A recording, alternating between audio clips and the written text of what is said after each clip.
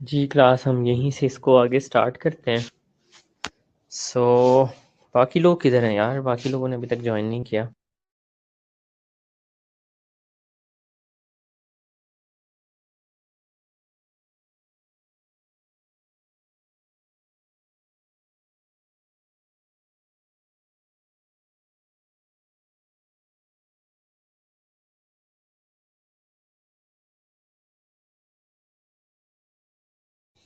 जी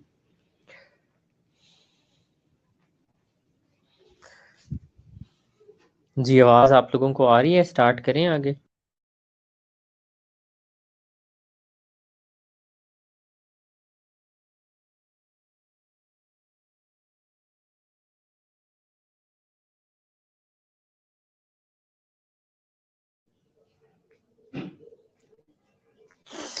ठीक है जी, आगे चलते हैं। टाइप्स ऑफ डिमेंशिया में सबसे पहली चीज़ है अल्जाइमर डिजीज़। और अल्जाइमर आप लोगों ने वैसे भी सुना भी होगा पहले।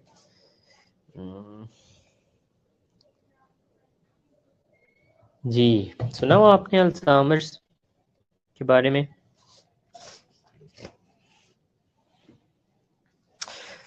ठीक है जी, चलें फिर मुझे बताएं ज़रा कि अल्जाइमर डिजीज़ क्या होती है।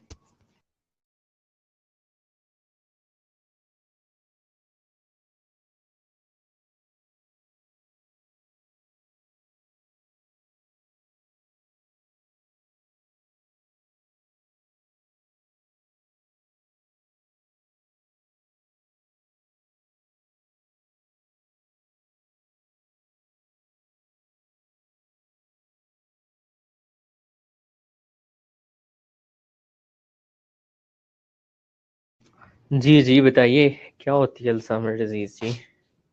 So this Alzheimer disease is type of dementia। ठीक है, ये डिमेंशिया के टाइप के अंदर ही कंसिडर की जाती है। अच्छा जी,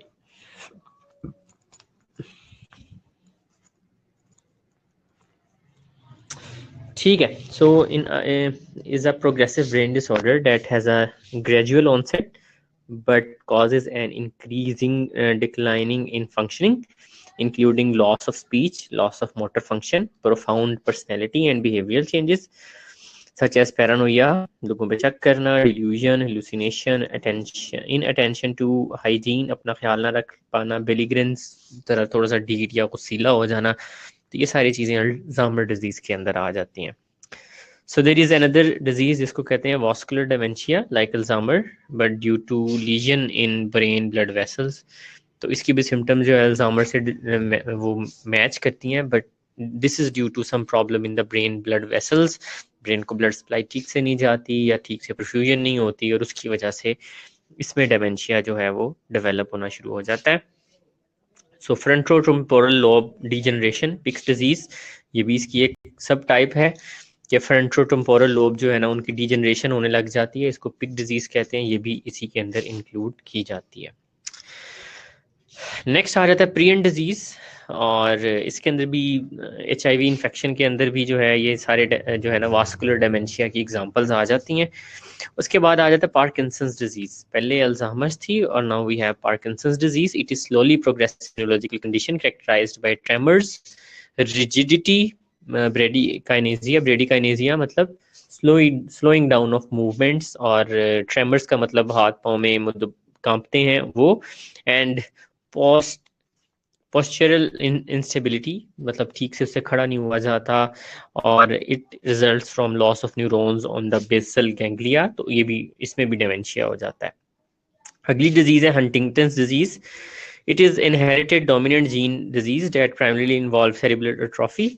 तो ये जेनेटिक डिजीज है जिसके अंदर सेरिब्रल जो है हमारे ब्रेन का पार्ट, उसकी एट्रोफी हो जाती है, डीमाइलिनेशन, हमारे न्यूरॉन्स के इर्द गिर्द जो है ना माइलिन शीथ होती है एक, वो उतर जाती है, and enlargement of the brain ventricles. तो ब्रेन के जो वेंट्रिकल्स हैं जिनके अंदर सेरेब्रोस्पाइनल फ्लूइड फ्लो कर रहा होता है वो एनलार्ज हो जाते हैं। ठीक है, तो इसमें भी dementia due to head trauma जो है ना, हेड ट्रॉमा की वजह से भी डिमेंशिया हो सकता है, सर पे चोट लगी और उसकी वजह से डिमेंशिया हो जाता होता है।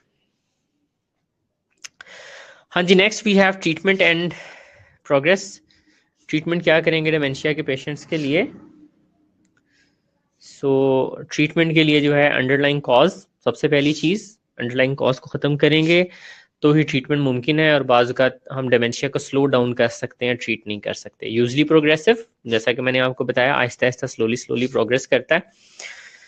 Medication for degenerative dementias, cholinesterase inhibitors, तो कुछ मेडिसिन हैं जो कि डिजेनरेटिव डिमेंशिया, मतलब जिसमें ब्रेन की डिजेनरेशन स्टार्ट हो जाती है, ब्रेन डैमेज होना स्टार्ट हो जाता है, जैसे वास्कुलर है और दूसरे, उसके लिए दी जा सकती हैं।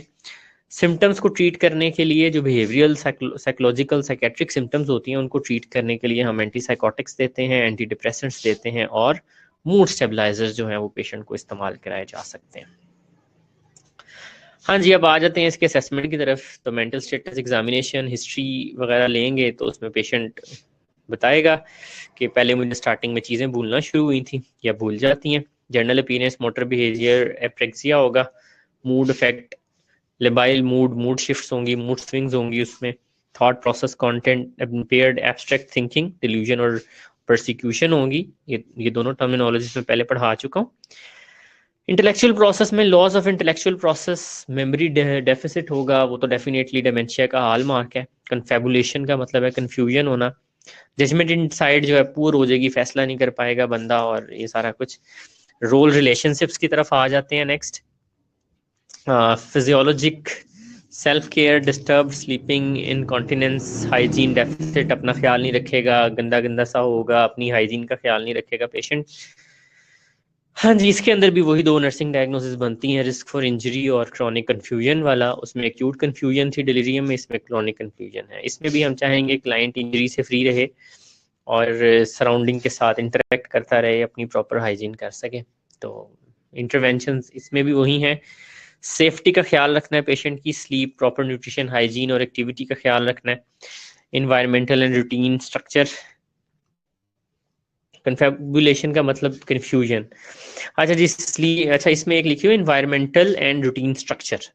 तो ये जो डिमेंशिया के पेशेंट्स होते हैं ना, इनको स्ट्रक्चर करके एक रूटीन दे दी जाती है कि सुबह उठ के आपने ब्रश करना है, उसके बाद ये काम करना है, उसके बाद ये काम करना है।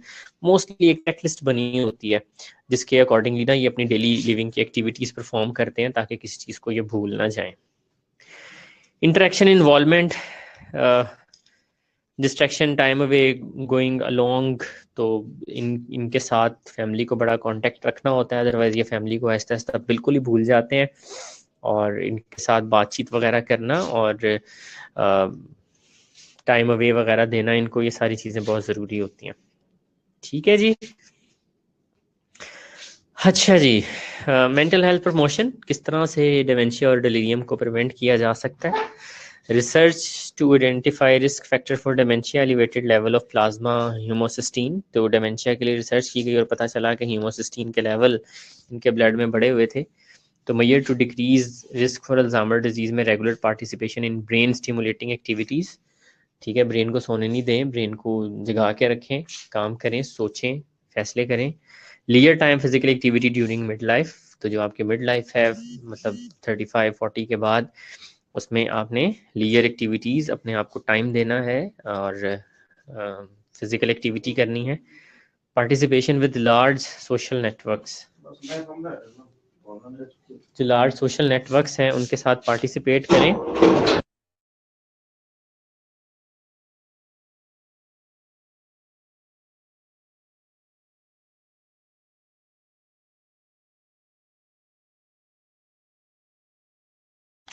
ठीक है जी।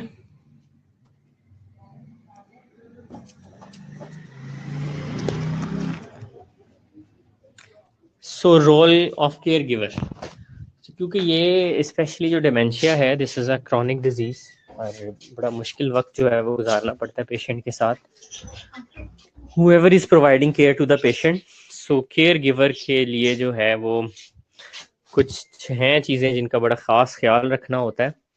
तो सबसे पहली चीज़ जो है वो, मेजॉरिटी जो केयर गिवर्स होती हैं इस तरह के लोगों की, वो फीमेल्स होती हैं, डॉटर्स, वाइफ्स वगैरह ही ख्याल रखती हैं इस तरह के पेशेंट्स का।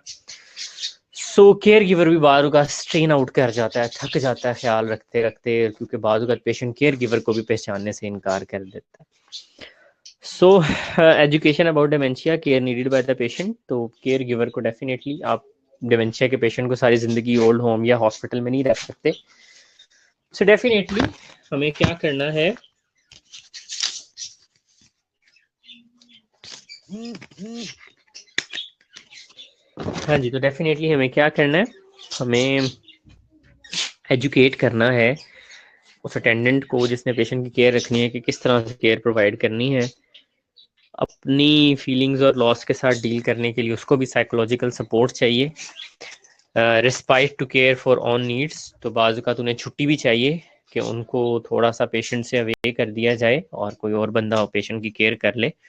सपोर्ट ग्रुप्स के अंदर उसको भी पार्टिसिपेट करना चाहिए, असिस्टेंट फॉर इमरजेंसीज, तो हेल्थ केयर एजेंसी से असिस्टेंस भी ली जा सकती है। Support to maintain personal life, कि वो बंदा अपनी पर्सनल लाइफ भी मेंटेन रख सके, क्योंकि एक बंदे के साथ बहुत ही ज़्यादा टाइम स्पेंड करना पड़ता है अगर डिमेंशिया का केस हो तो। सो सेम लास्ट स्लाइड है हमारी, एमनिस्टिक डिसऑर्डर्स इसमें नहीं डिस्कस किए गए, वो प्लीज़ आप लोग थोड़ा सा खुद रीड आउट कर लीजिएगा, उसमें short term long term memory losses के बारे में आ जाता है। सो इंटरवेंशंस को उसी तरह से लेके चलते हैं। सो क्लाइंट की सेफ्टी को एंड प्रोटेक्टिंग फ्रॉम इंजरी के लिए हमें क्या करना है, आप सेम इसको ज़रा रीड आउट करेंगे और फिर नीचे कमेंट करेंगे। जी क्लास।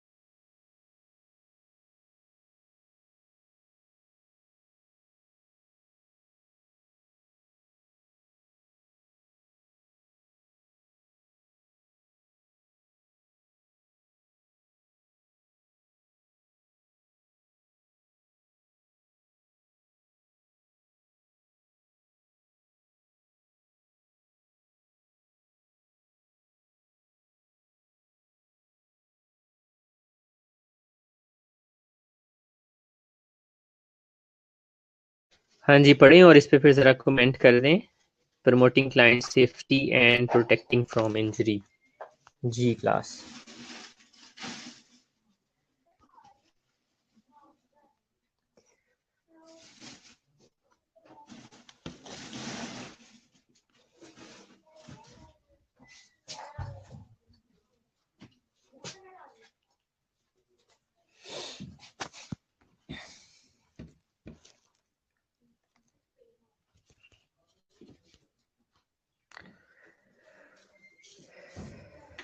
ठीक है जी, बिल्कुल सही किया। उसके बाद next is providing adequate sleep, proper nutrition, hygiene and activity. इसको ज़रा रीड आउट कर लें, क्योंकि डेफिनेटली जो डेमेंशिया का पेशेंट होता है उसको बड़ी एक डिटेल्ड किस्म की केयर चाहिए होती है। तो इसको एक दफ़ा रीड कर लें, कुछ चीज़ पूछनी हो तो पूछ सकते हैं। जी क्लास।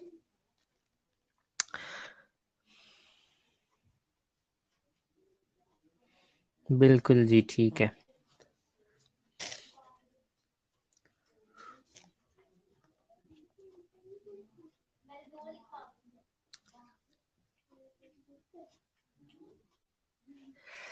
अच्छा क्लास, अब मैं सोच रहा हूँ कि हम ज़रा टेस्ट स्टार्ट कर लें अभी। मिड में आप ज़रा टेस्ट दे लें, और टेस्ट के बाद जो है तकरीबन 10 से 15 मिनट का टेस्ट होगा। तो टेस्ट के बाद जो है फिर हम लोग थोड़ा सा आगे यहाँ से प्रोग्रेस करते हैं। तो उसके बाद मैं आपको ये पढ़ाता हूँ टेस्ट के बाद। अभी आप ज़रा टेस्ट ऑनलाइन होने लगा है, वही तंजील 679 जो है उसके ऊपर आप प्लीज़ चले जाएं। ठीक है, और मैं वहाँ पर इसको लाइव कर देता हूँ टेस्ट को, और आप लोग ज़रा टेस्ट जो है ना पहले दे दें। टेस्ट के बाद हम लोग फिर जो है ना आते हैं, बड़ा छोटा सा टेस्ट है, तो टेस्ट दे लें आप लोग, टेस्ट के बाद हम आगे चलते हैं। ऑल राइट जी।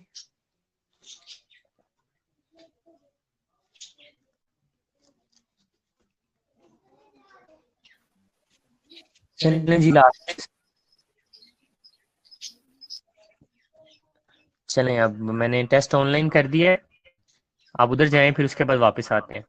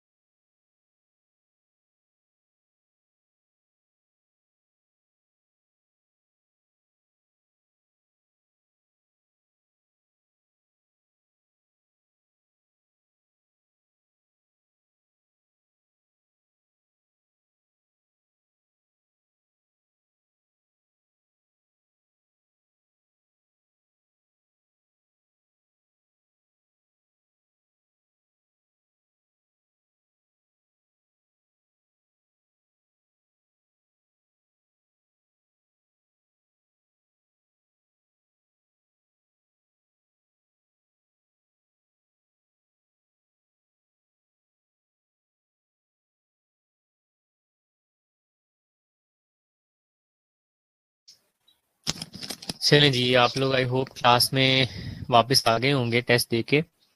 सो इसको ख़त्म करते हैं और उसके बाद फिर मैं आपसे ज़रा डिस्कस करूँगा सिलेबस के बारे में कि सिलेबस में क्या क्या पढ़ लिया हमने, क्या क्या रह गया है, ताकि हम थोड़ा सा ओरिएंट हो जाएं। सो आई एम वेटिंग कि सब लोग टेस्ट कंप्लीट करके वापस आ जाएं।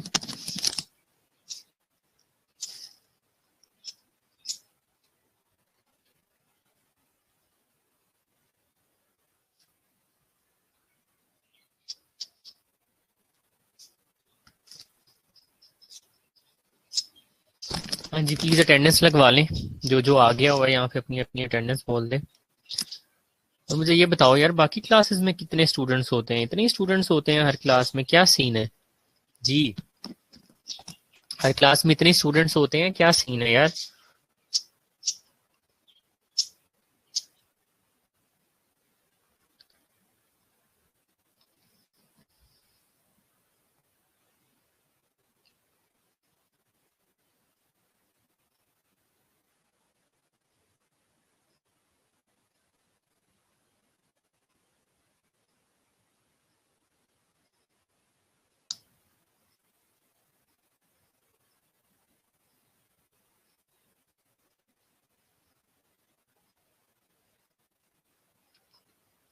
जी ठीक है।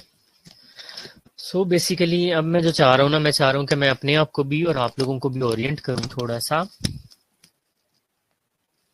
यार ये तो बड़ी गलत बात है अगर इससे भी कम स्टूडेंट्स होते हैं, मतलब 22 23 22 23 स्टूडेंट्स हैं आप लोगों के। सभी कहाँ लेते हैं? सभी इतने हैं यार? सभी तो आप लोग माशाल्लाह 40 लोग हो। ठीक है। और क्लास में 15 25 25 से ऊपर जाते नहीं आजकल स्टूडेंट्स। चलिए एनी हाउ, हम ज़रा पहले ये ज़रा इसको पढ़ लें जो हमारा रह गया, उसके बाद मैं आपको ज़रा थोड़ा सा ओरिएंट करूंगा रिगार्डिंग, हाँ जी, रिगार्डिंग आवर सिलेबस, कि हम कहाँ तक पढ़ चुके हैं, कितना कवर कर चुके हैं, क्या कर चुके हैं, क्या नहीं। ठीक है ना? चलें जी, आप ज़रा रीड आउट कर लें इसे। Promoting adequate sleep, proper nutrition and hygiene activities को रीड आउट करें, और फिर मैं भी आपके साथ शेयर करता हूँ, आप भी फिर मेरे साथ शेयर करें कि आपको यहाँ से क्या समझ आ रही है। आई होप 10 मिनट तक ये कर लेंगे, उसके बाद हम रीवैम्प करेंगे अपने सिलेबस का।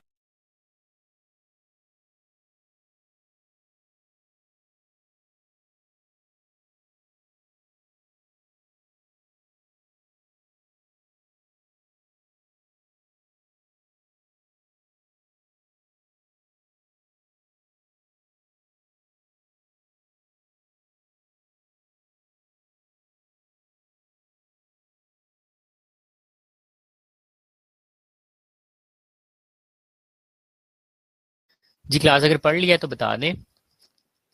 So prepare desirable foods and food client can self feed, ऐसी चीज़ें क्लाइंट के लिए पकाएं जो कि वो खुद खा सके। और जब क्लाइंट खाना छाना खा रहा हो उसके साथ बैठें, बावल पैटर्न वगैरह को मॉनिटर करें, इंट्रावेनस फ्लूइड्स वगैरह उनको आपने देनी है। ठीक है, कहीं डिहाइड्रेशन ना करा लें क्योंकि उनको अपनी हाइजीन वगैरह का कोई ख्याल नहीं होता। डायपर वगैरह लगाए जाते हैं मोस्टली इन पेशेंट को, क्योंकि इनको मतलब चीज़ें याद नहीं रहती, बावल और यूरिन का कंट्रोल नहीं रहता। तो उसके लिए प्रॉपरली जो है ना वो डायपर वगैरह चेंज करने हैं ताकि कोई ऑर्डर वगैरह ना बने, स्किन में इरिटेशन ना हो। माइंड फिजिकल एक्टिविटी, वॉकिंग वगैरह उनके साथ जाए, उनको करवाएं। Structuring environment and routine, encourage client to follow regular routine and habit of bathing, dressing rather than impose new one. तो क्लाइंट के लिए एक सिंपल सी रूटीन बना दी जाती है, क्लाइंट को कहा जाता है कि डेली बेसिस पे उस रूटीन को फॉलो करे। और कम से कम इन्वायरमेंटल स्टिमुलस, शोर वगैरह और इस तरह की चीज़ें कम से कम रखी जाती हैं उसके लिए। इमोशनल सपोर्ट देनी है जी क्लाइंट को भी, उसकी फैमिली को भी, और promoting interaction and involvement, plan activities गियर to clients interest and abilities. ठीक है। Reminisce with client about past, client से पास्ट की बातें करें। If client is non verbal, remain alert to non verbal behaviour, अगर क्लाइंट बोल नहीं पाता है तो नॉन वर्बल बिहेवियर्स को जज करना सीखें। Employ technique of distraction, time away, going along, refraining to काम client who are agitated, suspicious or confused.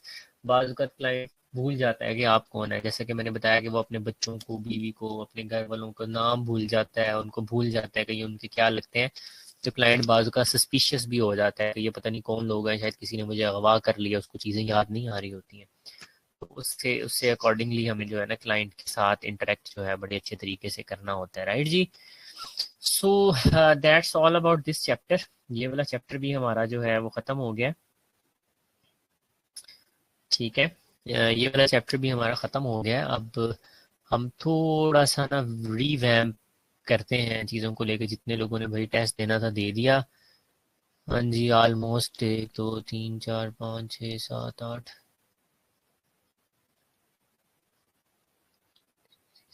तकरीबन 20 21 लोगों ने टेस्ट दिए भाई। मैं टेस्ट को फिनिश कर रहा हूँ, तो इसको मैं चेक कर लूँगा बाद में। तो यार मतलब क्लास लिया करो, टेस्ट दिया करो, क्या कर रहे हो, सेकेंड ईयर है। मैं जानता हूँ कि नॉर्मल सर्कमस्टांसिस नहीं है, बट स्टिल प्लीज़ इन चीज़ों के साथ आप कॉप अप करके चलना शुरू करो और पढ़ना शुरू करो। अब आई डोंट नो कि कितना टाइम रह गया है हमारे पास। So now let me share with you guys कि हमने क्या पढ़ा है, कहाँ तक हम लोग पहुँच गए हैं। सो मैं ज़रा अपना आपका सिलेबस ओपन करता हूँ यहाँ पे, और फिर मैं आप लोगों के साथ डिस्कस करता हूँ कि हम लोग क्या क्या कर चुके हैं। Mental health. सो इस दफ़ा 2 सब्जेक्ट्स पढ़ाए आपको, अनफॉर्चुनेटली बड़े हम कह सकते हैं कि मतलब एक्स्ट्रा ऑर्डिनरी कंडीशंस के अंदर पढ़ा है हमने। शायद क्लास में लर्निंग और तरीके से आप लोगों की होती, राइट। लेकिन डेफिनेटली अब जो पढ़ लिया उसको तो लेके चलना ही है हमें। तो ये आप लोगों के सामने जो है ना ओपन हुआ हुआ है। अच्छा जी, मैं आपको बताता जाऊंगा हमने क्या क्या पढ़ लिया हुआ है, और फिर आप लोगों ने मेरे साथ एग्रीमेंट करना है, अगर हमने पढ़ा है, अगर नहीं पढ़ा तो भी मुझे बता देना। तो सबसे पहले मैंने आपको introduction to mental health nursing पढ़ा दिया। Unit 2 mental health mental illness पढ़ लिया। Unit 3 nursing process psychiatric patient पढ़ लिया। रोल ऑफ साइकेट्रिक नर्स पढ़ लिया। साइकेट्रिक ट्रीटमेंट्स मेडिकेशन सारी मैंने आपको बता दी। ईसीटी पढ़ लिया है, बस थोड़ा सा साइकोथेरेपी वगैरह के बारे में पढ़ना है, वो रहता है इसमें। Next therapeutic nurse patient relationship पढ़ा दिया जी मैंने आपको, वो जो हिलगर्ट पेप्लो के था सारा। साइकेट्रिक नर्सिंग केयर प्लान ये हम साथ साथ करते जा रहे हैं। चाइल्ड साइकोलॉजी अभी नहीं पढ़ा हमने, इंशाल्लाह नेक्स्ट पढ़ेंगे। डिफेंस मैकेनिज्म्स आई थिंक आपको नहीं पढ़ाए हैं। आप लोग मुझे ज़रा कमेंट करके बता देंगे डिफेंस मैकेनिज्म मैंने आपको पढ़ाए हैं या नहीं पढ़ाए। थीरी शायद नहीं पढ़ाए। ड्रग एडिक्शन ड्रग अब्यूज़, इंशाल्लाह जो हमारा नेक्स्ट टॉपिक होगा वो ड्रग एडिक्शन ड्रग अब्यूज़ के बारे में होगा। और साइकोसोमेटिक डिसऑर्डर्स हैं, ये भी पढ़ने वाला रहता है। पर्सनैलिटी डिसऑर्डर्स रहते हैं साइकोपैथी में आपको मैंने शिज़ोफ्रेनिया पढ़ाया और एक दो और चीज़ें पढ़ाई हैं, एंग्जाइटी डिसऑर्डर पढ़ाए हैं। साइकेट्रिक लाइजोन नर्सिंग पढ़ा दी है। Legal ethical aspect of psychiatric care हमने पढ़ना है। ह्यूमन सेक्सुअलिटी ये भी हमने पढ़ना है। सो 1 2 3 4 5 6 7 टॉपिक जो हैं वो भी हमारे यहाँ से पढ़ने वाले रहते हैं हमारे, राइट जी, ठीक है ना। सो ये हालात हैं अभी हमारे मेंटल हेल्थ के। सो इंशाल्लाह ताला द थिंग इज़ दैट जैसे जैसे क्लासेस आगे चलती जाएंगी हम थोड़ा सा और जो है ना, क्योंकि रिज़ल्ट भी आ गया आपका, क्योंकि मुझे ये था साइकोलॉजिकली आप लोग अभी एक्सेप्ट नहीं कर पा रहे हैं चीज़ों को, आप नहीं पढ़ रहे थे पहले। तो क्योंकि अब रिज़ल्ट भी आ चुका है, तो अब साथ साथ इंशाल्लाह हमारे टेस्ट भी चलते जाएंगे, और इंशाल्लाह ताला साथ साथ हम चीज़ों को भी कवर अप करते जाएंगे। अब आता हूँ जो ज़रा मैं आप लोगों के सामने बुक ओपन करूँगा, बुक के कौन कौन से चैप्टर हमने कर लिए हुए हैं, ठीक है जी। So here's we have the book, मैंने ओपन कर दी है जी। इसका मैं साइज थोड़ा सा छोटा करूँ।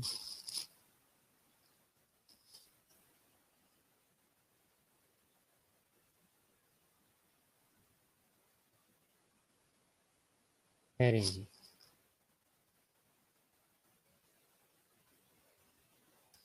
अभी आपसे स्क्रीन शेयर करता हूँ।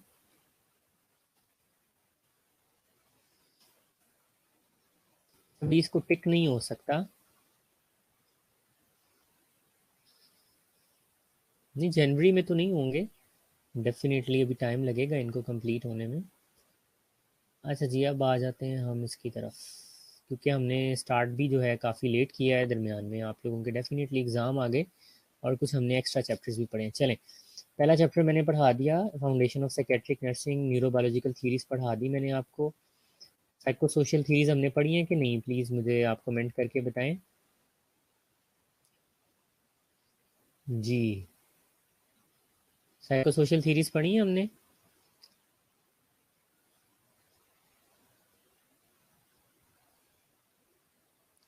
जी, साइको सोशल थीरीज पढ़ी हैं हमने, नहीं पढ़ी हैं। ठीक है जी, उसके बाद आ जाते हैं treatment setting and therapeutic regime, मैंने आपको बिल्कुल पढ़ा दिया हुआ है। ठीक है, ट्रीटमेंट सेटिंग थेरेप्यूटिक रिलेशनशिप मैंने पढ़ा दिया। थेरेप्यूटिक कम्युनिकेशन हम देख लेंगे, या फिर आप लोग इसको थोड़ा सेल्फ स्टडी कर लीजिएगा थेरेप्यूटिक कम्युनिकेशन को। क्लाइंट्स रिस्पॉन्स टू इलनेस हमने बिल्कुल पढ़ लिया हुआ है। उसके बाद असेसमेंट मैंने पढ़ाई है आपको in nursing process. Legal ethical issues नहीं पढ़े हैं। ग्रीफ लॉस पढ़ लिया है, एंगर हॉस्टिलिटी एंड एग्रेशन पढ़ लिया है। अब्यूज़ एंड वायलेंस का मुझे आप कंफर्म कर दें कि मैंने पढ़ाया या नहीं पढ़ाया, तो ये ज़रा आप लोग मुझे बताइएगा अब्यूज़ एंड वायलेंस के बारे में। कमेंट कर चेक का नाम लिख के और आगे कमेंट करना है। Trauma and stress related disorder मैंने आपको करा दिए हैं। पोस्ट ट्रॉमेटिक स्ट्रेस डिसऑर्डर करवा दिया हुआ मैंने आपको। डिसोसिएटिव डिसऑर्डर मैं आपको करवा दूंगा। एंग्जाइटी डिसऑर्डर्स मैंने आपको करवा दिए हैं। ऑब्सेसिव कंपल्सिव डिसऑर्डर करवा दिए हैं। शिज़ोफ्रेनिया करवा दिया है। मूड डिसऑर्डर करवा दिया है। पर्सनैलिटी डिसऑर्डर नहीं किया, एडिक्शन नहीं की। ईटिंग डिसऑर्डर्स रहते हैं, सोमेटिक सिम्टम्स रहती हैं। जी, कोग्निटिव डिसऑर्डर्स जो है लास्ट चैप्टर मैंने अभी आपको करवा दिया हुआ है। ठीक है, अब्यूज़ वाला नहीं पढ़ा है, अब्यूज़ वाला पढ़ लेंगे, कोई मसला नहीं है। अब्यूज़ वाला वैसे तो सिलेबस में नहीं है, लेकिन डेफिनेटली मैं सारी चीज़ें जो है वो कवर करवाता होता हूँ।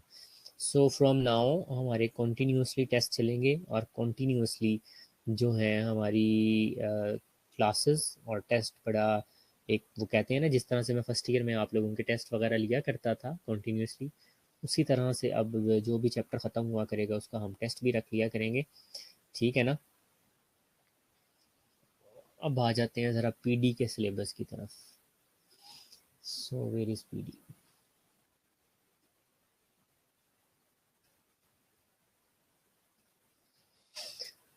सो ये मैंने आपके सामने पीडी का सिलेबस ओपन किया है, तो मैं अभी आपके साथ स्क्रीन शेयर करता हूँ।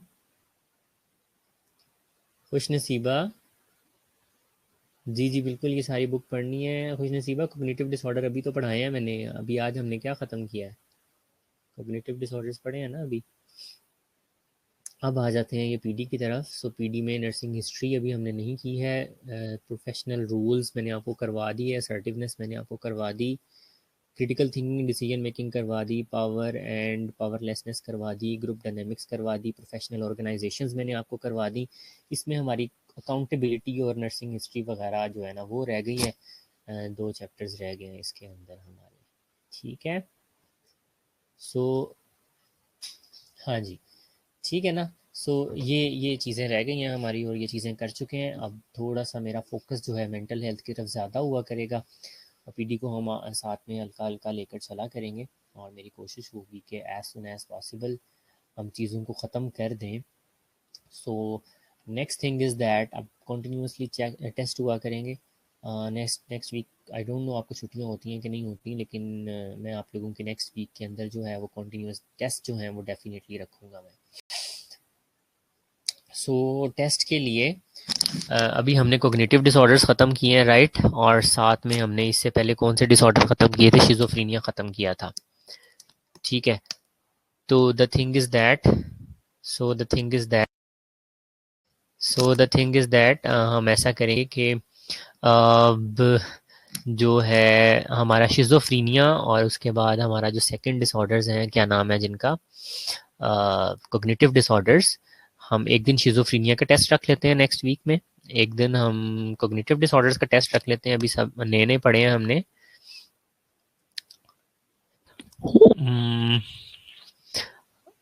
सुंबल कह रही है क्रिसमस, हाँ जी हाँ जी छुट्टी है। मैं वीकेंड पे ही रखूँगा, तकरीबन 31 के बाद या 30 या 31 को टेस्ट रखूँगा, तो डोंट वरी, आपको इनफ टाइम होगा सेलिब्रेशंस एंड एवरीथिंग के लिए। लेक्चर्स आई थिंक नहीं है उन दिनों में यार, मुझे लग रहा है कि शायद कॉलेज छुट्टी दे देगा आप लोगों का, लेकिन मुझे अब श्योर नहीं है। So the thing is that जी जी, वन बाय वन। सो पहले एक शिजोफ्रीनिया का टेस्ट होगा, डेट मैं आपको कम्युनिकेट कर दूंगा, फिर कोग्निटिव डिसऑर्डर्स का टेस्ट होगा, और साथ ही मैं पीडी के लिए ग्रुप डायनामिक्स जो हमने पढ़ी है। जी जी, लेकिन छुट्टियां हैं बिल्कुल ठीक है, लेकिन टेस्ट हमने जो है ना वो थोड़ा बहुत मैं साथ साथ रखूंगा। सो कोग्निटिव डिसऑर्डर्स और शिजोफ्रीनिया प्लस ग्रुप डायनामिक्स। तो हो सकता है कि जनवरी के फर्स्ट वीक में या फिर 31 को शायद मैं आप लोगों का जो है ना वो रख लूँ टेस्ट। तो कोई बात नहीं, छुट्टियां हैं, ऑन टेस्ट होंगे ना, ऑनलाइन क्लासेस नहीं होंगी लेकिन टेस्ट होंगे ऑनलाइन इन चैप्टर्स के जो मैंने आपको बताए हैं। ठीक है, सो प्लीज़ ज़रा इसको आप लोगों ने जो है अच्छे तरीके से देख लेना है, ठीक है ना। सो क्रिसमस का बिल्कुल वीक आपका फ्री होगा। आई वुड कि बिल्कुल इस मंथ के एंड के अंदर जो है ना एक दो दिन आपके टेस्ट रखूंगा। आई डोंट नो कॉलेज की कितनी छुट्टियां हैं, ये कॉलेज की छुट्टियों के बारे में कॉलेज ही बता सकता है, लेकिन मैं दरमियान में टेस्ट वगैरह जो हैं आपके अकॉर्डिंगली प्लान करूंगा ताकि हम इन छुट्टियों को फ्रूटफुल बनाएं और जो टेस्ट हमारे नहीं हुए हो जाएं, क्योंकि अब डेफिनेटली रिजल्ट आ चुके हैं आप लोगों का, डेफिनेटली आप लोग थोड़े से ओरिएंट हैं स्टडीज़ को लेके, तो टेस्ट आप लोगों के चलते रहेंगे, डेफिनेटली क्लासेस नहीं होंगी। सो आई होप हम सिलेबस से ओरिएंट हो चुके हैं, और अब मैं अकॉर्डिंगली अपनी भी स्पीड एडजस्ट करूंगा और आप लोग भी अपना जो है थोड़ा सा अपने आप को एडजस्ट करें।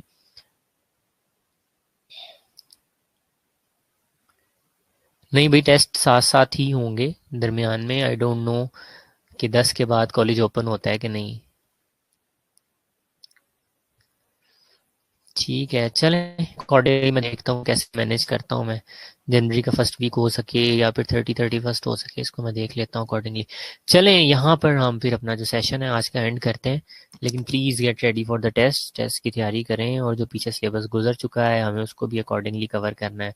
जैसा कि मैंने आपको बताया कि उस वक़्त तक आप लोगों में बिल्कुल नहीं सीरियस हुए, now I want you people के get serious about studies. Second year is not like first year, आसान नहीं है ये, ठीक है ना। फाइनल्स का भी आपको कॉलेज ही बताएगा कि फाइनल्स कब होने हैं, क्या सिलसिला है। सो दैट्स ऑल।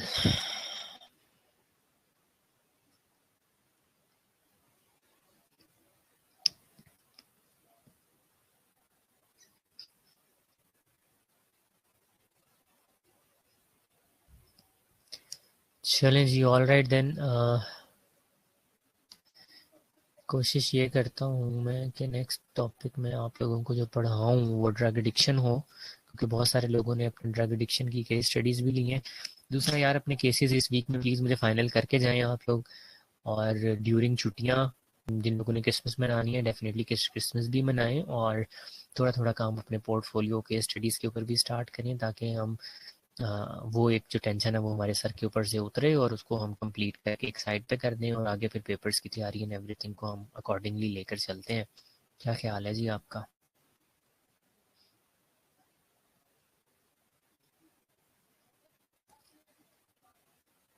ठीक है जी, चलें अब यहाँ पर जो है मैं चीज़ों को,